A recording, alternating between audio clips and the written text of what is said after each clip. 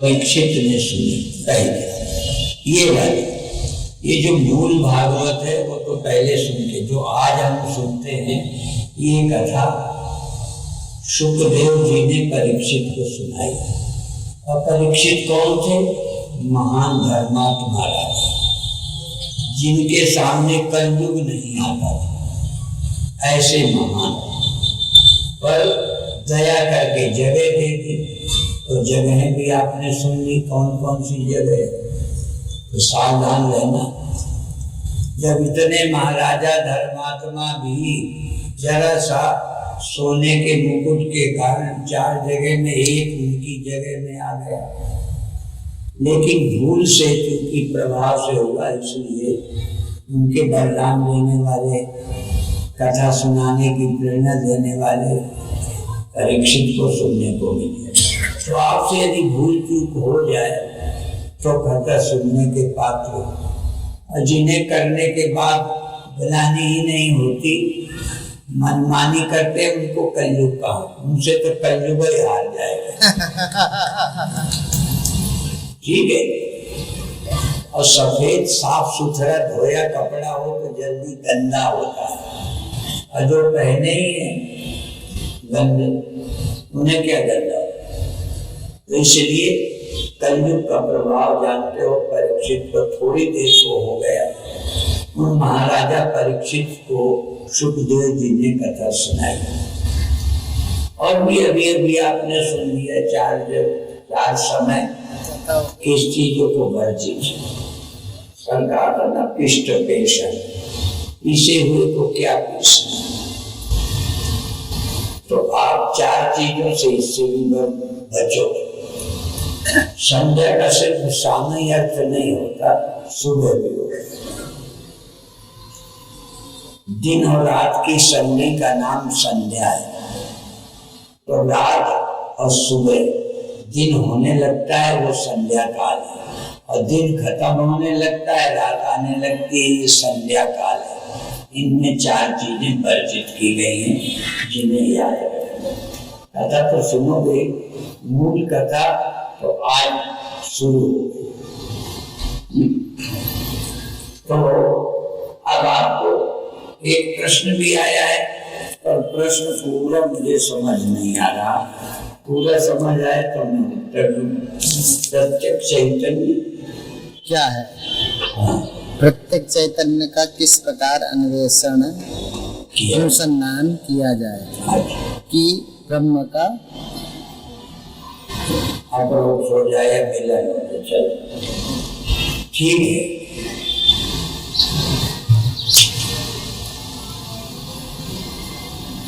बहुत अच्छा प्रश्न है, और ये एक तरह से भागवत का ही विषय है। या संत महात्मा जो संन्यास लेते हैं वो इसी प्रश्न को हल करते हैं। तो पहले तो चैतन्य क्या है? प्रत्यक्ष चैतन्य बाद में समझेंगे चैतन्य क्या है। ठीक है। चैतन्य जैसे पूछे रोशनी क्या है, तो आप सूर्य कह देंगे, दिया कह देंगे। हम ना दिया कहेंगे ना सूर्य कहेंगे। रोशनी क्या है? उसकी परिभाषा, रोशनी है जिससे अंधेरा दूर होता है और पदार्थ प्रकाशित हो जाता है। अंधेरे में, अंधेरा क्या है? जिसमें होते हुए वस्तुएं दिखाई न दें। होते हुए जब वस्तुएं न दिखाई दें उसका नाम अंधकार है। और वस्तुएं जिसमें दिखाई देने लगे, जो हैं वो दिखाई देने लगे, उसका नाम रोशनी है, प्रकाश है। ठीक है। तो चेतन किसे कहते हैं? जिसमें विषय प्रतीत होने लगते हैं। जैसे जगे चैतन्यता आई तो देह दिखने लगा। आपको तो गहरी नींद में देह दिखाई देता है। आपने उत्तर देना, समझ जाता हूँ। इतना सरल प्रश्न है कि उत्तर आपके अंदर तुरंत पैदा हो जाए। जब चेतना सोई होती है तो देह का दर्शन नहीं होता।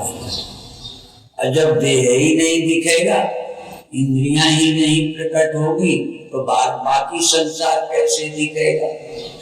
ठीक है, तो पहले चेतनता प्रकट होती है, तब जगत प्रतीत होता है। जब ये चेतना आधी सो जाती है या इधर जगत स्थूल संसार की तरफ नहीं रहती, तो वह अर्ध जागृत अवस्था में स्वप्न का दर्शन होता है। वह चेतना है। यदि चेतना ना हो तो स्वप्न नहीं दिखेगा। भले आप सोए कहते हो, क्योंकि ये जगत नहीं दिखाई देता इसलिए सोना कहते हैं, पर वहां पर भी आपकी चेतना किसी रूप में है, नहीं तो स्वप्न भी नहीं दिख सकता। स्वप्न के दिखने का मतलब है कि वहां भी चेतनता थी।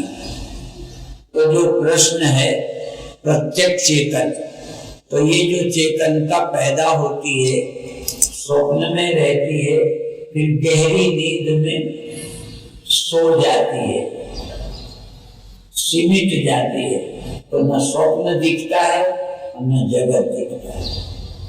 जहां जगत भी नहीं दिखता, स्वप्न भी नहीं दिखता, उसको सुषुप्ति बोलते हैं, गहरी नींद बोलते हैं।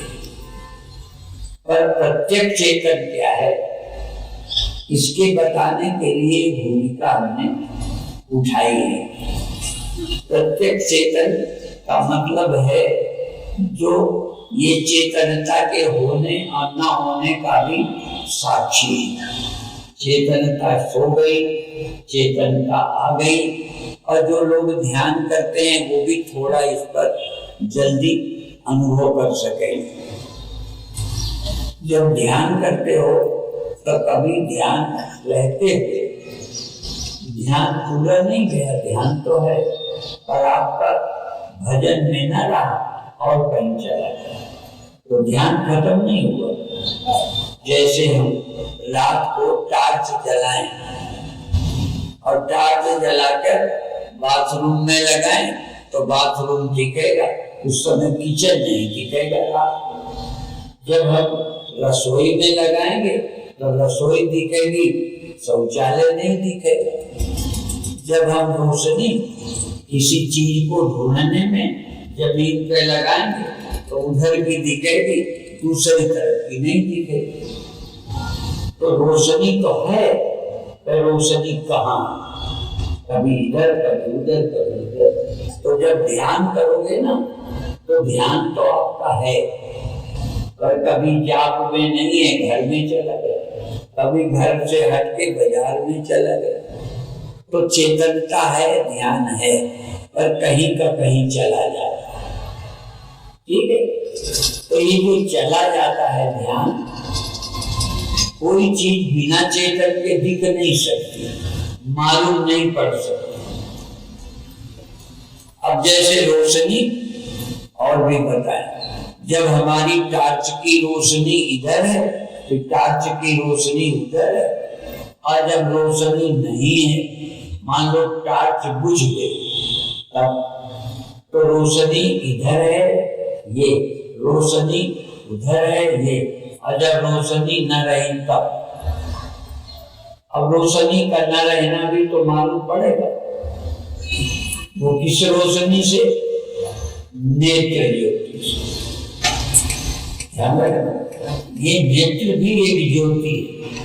वो जो ज्योति है वो बाहर से पैदा की गई है, पर जब वो रात को नहीं होती, बुझ जाती है, तो रोशनी का बुझ जाना आपको पता चल जाता है कि नहीं?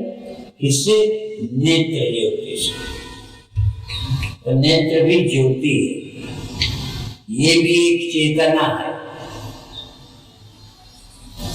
और जिनके नेत्र नहीं है उनको रोशनी का तो पता नहीं चला, चीज नहीं दिखी, रोशनी कब जलाई कब बुझाई अंधे को नहीं पता चलता, दिव्यांग को।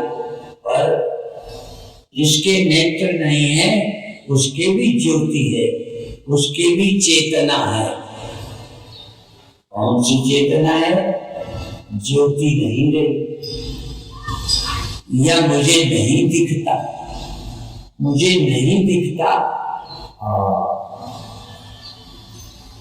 जिसके नेत्र नहीं है उसको ये दिखता है कि नेत्र नहीं है। अब मुझे नहीं दिखता, नहीं दिखना भी तो देखा गया, नहीं दिखता। ये नेत्र विहीन को दिखता है क्या? नहीं दिखता। आपको ये दिखता है अंधेरा हो गया, नेत्र वाले को दिखता है अब अंधेरा हो गया, अब उजेला हो गया। तो नेत्र वाले को ये दिखता है, नेत्र के बिना अंधेरा हुआ नहीं दिखता, उजेला हुआ नहीं दिखता, पर नहीं दिखता ये दिखता है। अर्थात अंधे के अंदर भी एक चेतना है, या मानसिक चेतना है या बौद्धिक चेतना है, जिससे वो देखता है कि मैं अंधा हो गया, या थोड़ा थोड़ा दिखता है, पहले जितना नहीं दिखता। इसको वेदांत ग्रंथ में कहेंगे अंधपना, मंदपना, पटपना।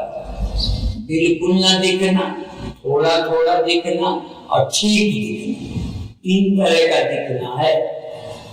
साफ साफ, जैसे कई लोग कहते हैं स्वामी जी धुंधला धुंधला दिखता है, और किसी को साफ दिखता है। तो धुंधला दिखता है यदि भीतर कोई चेतना ना हो, भीतर कोई आंख ना हो, तो धुंधलापन भी कैसे दिखे? इसलिए नेत्रों में ज्योति का कम होना या किसी इंद्रिय में ज्ञान का कम हो जाना, ज्ञान का बढ़ जाना, ऐसे सुनाई देना, कम सुनाई देना, ठीक सुनाई देना और बिल्कुल न सुनाई देना, तो इंद्रियों का ज्ञान घटता बढ़ता है। आंख का भी, कान का भी, नाक का भी ज्ञान घटता बढ़ता है। कई को बहुत स्पष्ट गंध आती है, कई को नेत्र या जुकाम के समय, जुकाम के समय या कोई और रोग हो जाए तो गंध ज्ञान बंद हो जाता है, पता ही नहीं चलता कि सुगंध है कि दुर्गंध है। तो ये इंद्रियों का ज्ञान भी घटता है, इलाज करने से बढ़ता है, लापरवाही से घट जाता है। माने नेत्र ज्ञान, श्रवण ज्ञान और सुगंध गंध ज्ञान, ऐसे स्पर्श ज्ञान भी घटता है। कोई जगह में रोग हो जाए तो उतनी त्वचा में सर्दी गर्मी लगनी बंद हो जाती है, क्योंकि शीत और उष्ण ये त्वचा से मालूम पड़ता है। यदि त्वचा में भी कोई रोग हो जाए तो उतने में गर्मी सर्दी मालूम नहीं पड़ेगी, तो इंद्रिय ज्ञान घटता बढ़ता है। इसी तरह बौद्धिक ज्ञान घटता है, जागृत में ज्यादा होता है, स्वप्न में कम होता है, सुषुप्ति में और कम हो जाता है। पर जो कभी घटता बढ़ता नहीं उसको प्रत्यक्ष चेतन बोलते हैं। इतनी देर हमने प्रत्यक्ष चेतन, नाम तो ये है, पर किसे कहते हैं? जिसके कारण जगना मालूम पड़ा, जिसके कारण स्वप्न मालूम पड़े, जिसके कारण सुषुप्ति हुई, तो बुद्धि तो सो गई, अब गवाही कौन? बुद्धि के सो जाने का, अबुद्धि के जग जाने का, अबुद्धि के आधा जगने का, अबुद्धि के पूरे सो जाने का। मैं इतनी गहरी नींद में सोया कि कुछ पता ही नहीं चला। ऐसी गहरी बुद्धि, गहरी निद्रा का ज्ञान जिसे होता है वो प्रत्यक्ष चेतन है।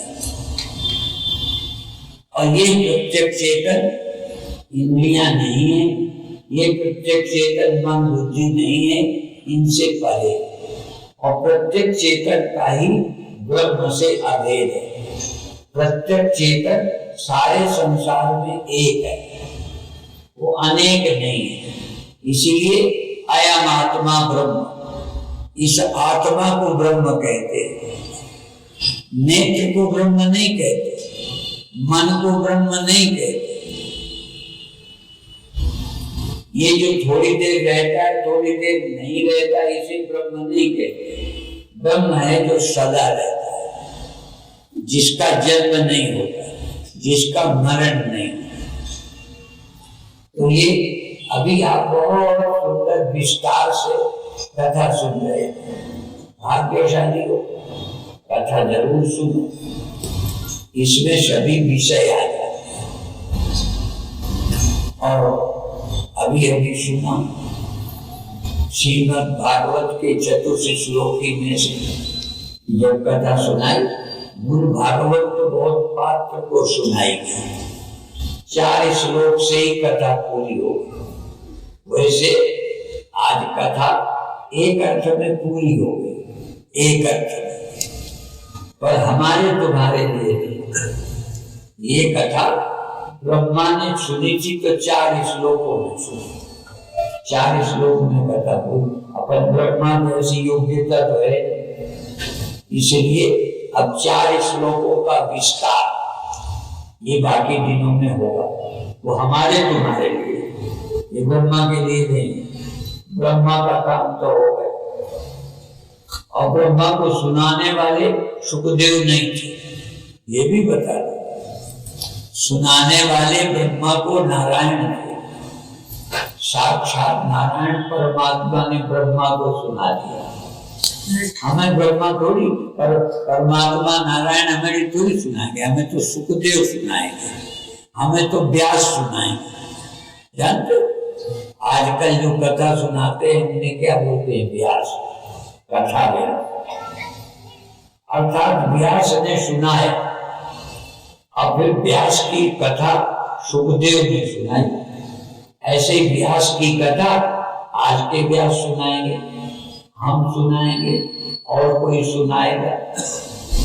ठीक, तो अब हमको उतने ये नहीं मानना कि ये वो कथा नहीं है जो नारायण ने सुनाई थी ब्रह्मा को, वही कथा पर विस्तार से लिखी गई व्यास द्वारा। और वो व्यास की कथा सुखदेव सुना रहे हैं परीक्षित। और परीक्षित जानते हो, धर्मात्मा परीक्षित, थोड़ी सी चूक हो तो आप में जिनसे भूल हो जाती है उनके लिए कथा है। और जो भूल की रोटी खाते हैं, कभी जुआ खेल गए, जानते हो कल कहाँ रहता है, इनमें तो नहीं होंगे कोई जुआ। हाँ, जहाँ जुआ खेलते हैं वहां कलयुग रहता है। फिर अच्छे अच्छे से भूल हो जाए, ठीक है। तो जुआ जहाँ खेलते हैं, स्त्री से संबंध करते हैं, शराब पीते हैं। हाँ, यहाँ गेट में कल भी हमने पढ़ा, बैठे बैठे पढ़ते रहते हैं, कथा भी सुनते रहते हैं। तो जो रोटी मिलेगी ना, पेट भर रोटी 5 रुपए के कूपन, ठीक है, उसमें पिए हुए नहीं होना चाहिए। ये तो बहुत अच्छी बात, पिए हुए को तो रोटी भी नहीं देना चाहिए, ये मरे जाए तो अच्छा।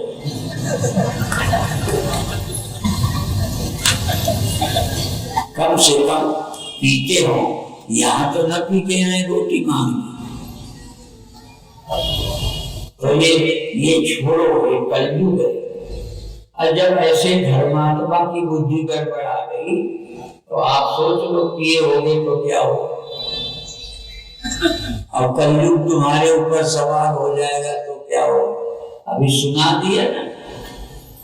और ये पैसे वाली बात, ये जब आ जाता है ना तो दिमाग खराब करता है। अरे मार दो, दे लेके निपट जाएंगे, ये पैसे में बड़ी ताकत है। ऐसे दिमाग करेगा, मार दो, ये कर दो, बलात्कार करो, मार डालो, और दे लेके छूटेंगे, पुलिस को पकड़ा देंगे। ये पैसा बिगाड़ता है। धन्यवाद है, बधाई है जो भरत जैसे लोग। हमें छोटी चीज में मद हो जाता है, पर भरत के लिए ये भरते हुए नाराज मद। इतना ही नहीं कहा, विधि हरि हर पद पाए। भरत को ब्रह्मा का पद मिल जाए, विधि का। ऐसे धर्मात्मा भरत कि ब्रह्मा की जगह मिल जाए तो भी अभिमान नहीं होगा। विधि हरि, हाँ विष्णु का पद, हाँ विधि हरि हर शंकर। कुछ क्षण के लिए तो शंकर भगवान का दिमाग भी गड़बड़ा गया। अब पार्वती तो राम को देख के भ्रमित हो कि तुम इनको नमस्कार करते हो। सच्चिदानंद कह के प्रणाम किया, जो एक स्त्री के पीछे भटक रहे थे। कितना कठिन है किसी को समझना। भगवान शिव जी के साथ रहने वाली पार्वती राम को नहीं समझी ये सच्चिदानंद, और अपने को सच्चिदानंद समझना तो बहुत कठिन है ही, दूसरे को सच्चिदानंद समझना तो और कठिन है। तुम दूसरे को साधु देख पाओ, दूसरे को अच्छा देख पाओ, तुम गलती भी करते हो ना, ये मनुष्य बड़ा दिमागदार है। ये तुम गलती भी करते हो तो कहते उससे हम अच्छे हो। तुम पीते भी हो तो उससे अच्छे हो, चोरी भी करते हो तो उस चोर से अच्छे हो, नशा भी करते हो तो उससे अच्छे हो। क्यों? हमने तो मजबूरी में किया है। और वो तो चोर, मेरे से चोरी गलती से उस समय मन कंट्रोल में नहीं रहा था, इसलिए हो गई, और वो चोर है, मुझसे हो गई। जो भी मेरे से बुराई होती है वो कोई कारण हो गया, और वो तो आदि है इसका। माने हम बुरे भी हों तो लोगों से अच्छे, इसलिए दूसरे को अच्छा देखना बड़ा कठिन है। बधाई के पात्र हैं जो दूसरे के गुण देख पाते हैं, अपने दुर्गुण देखते हैं।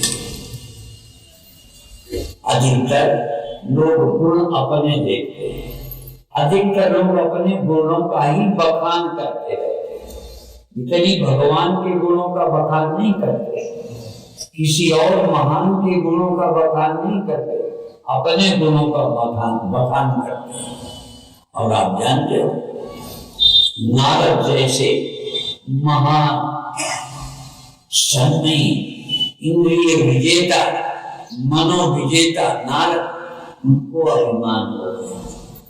अब सबसे खतरनाक है अभिमान।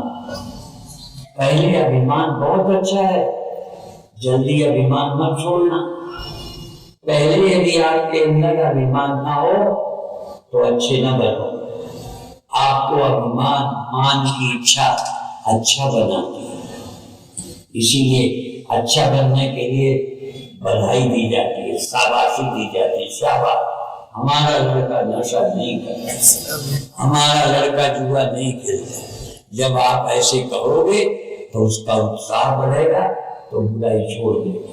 बहुत लोग मान के कारण अच्छे काम करते हैं और बुराइयों से बचते हैं, पर जब सब अच्छाई आ जाए तब मान का भी त्याग करें। मान का त्याग करना भरत से सीखना, और सेवा करके अभिमान ना हो, ये हनुमान जी से सीखना। ये हमारे लिए आदर्श है। जो किसी पद को, वैभव को, अधिकार को पाकर अभिमानी नहीं बनते, वो भरत है। और जो खूब अपने इष्ट का, देश का, पार्टी का, परिवार का भला करके दिन रात लगे रहकर हनुमान जैसे धन्यवाद भी नहीं चाहते, शाबाशी भी नहीं चाहते, कोई बदलने की इच्छा नहीं रखते, ऐसे हनुमान। तो या तो आप हनुमान जी से कुछ सीखो या भरत जी से सीखो, और बाकी तो यहाँ कथा में आके वो सीखो। तो आज के कथा के प्रकरण में बहुत कुछ सुना, और मैं एक सूचना देके बंद करता हूँ। शाम को रोज 1 बजे से कथा रोज सुनो, रोज कोई न कोई नए विषय आए। क्योंकि एक कथा है जो एक दिन बताओ, इसमें थोड़ा थोड़ा प्रसंग, बस नए नए पात्र होंगे, नए नए अधिकारी होंगे, नए नए की बातें सुनने को मिलेंगी। और ये आज की कथा और आखिर दिन की कथा तो कहने क्या है, आखिर दिन की कथा नहीं तो परीक्षित का मोक्ष होगा। हाँ, और वो तो दत्तात्रेय 24 गुरुओं की कथा। आपको एक गुरु नहीं मिलता, हाँ, आपको एक नहीं मिलता, और भूत दत्तात्रेय इतने महान, उनको 24 गुरु मिल गए और किसी से मंत्र नहीं लिया, देख कर गुरु बना। देख कर जब गुरु बनाना आ जाए, और दोनों से सीख सकते हैं। बहुत अच्छे व्यक्ति को देखो कि कल ये किसी लायक नहीं था, चाहे हम लोगों को कभी पता लगा गांव में थे, बच्चे थे, ना समझ थे, लोगों की ही तरह। और एक कथा करके समाप्त कर दे, क्योंकि ख्याल आ गया बचपन का। एक जगह चोर पकड़ा गया, चोर। अब वो राजा दंड के लिए बुलाया, और राजा चोर को फांसी दे देते थे। तो एक ने चोरी की, पकड़ा गया, तो उसने राजा को कहा कि राजा साहब मुझे फांसी दे दो, आज नहीं कल मर गए, मैं तैयार, पर मेरे को एक विद्या आती है, वो विद्या सीख लो, फिर मुझे फांसी दे दो। क्या है विद्या? कहते मैं सोने की खेती करना जानता हूँ। सोने की, यहाँ तो सरसों की होती है ना बेटे, हाँ, हमारे महात्मा देखते चले आए, सरसों सरसों सरसों, जैसे सरसों की खेती होती, वो चोर कहता है मैं सोने की खेती करना जानता हूँ। राजा ने सोचा चलो ये विद्या सीख लेते। कहते मैं प्रैक्टिकल करके दिखाऊं। कहते क्या करना है?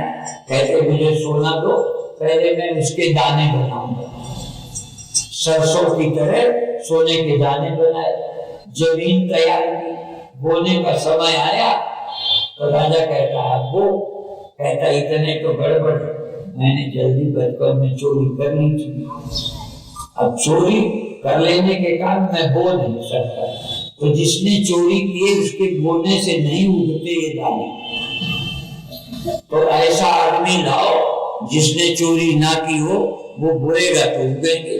सही हुआ भाई, राजा खुद बोए। तो राजा कहता है मैंने भी छोटे में पेंशन चुराई, अब तय हुआ रानी बोए, उसको भी चोरी करके कुछ खाया था।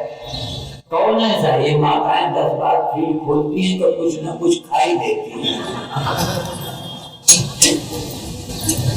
अब बचपन में कोई चोरी कर ले, अब वो युवा मंत्री को बुलाओ, तो मंत्री ने भी चोरी की थी, क्योंकि बोएगा उगेगा नहीं तो पकड़ा जाएगा, तो पहले कह दिया भाई मैंने भी चोरी की है इसलिए मैं नहीं बोऊंगा।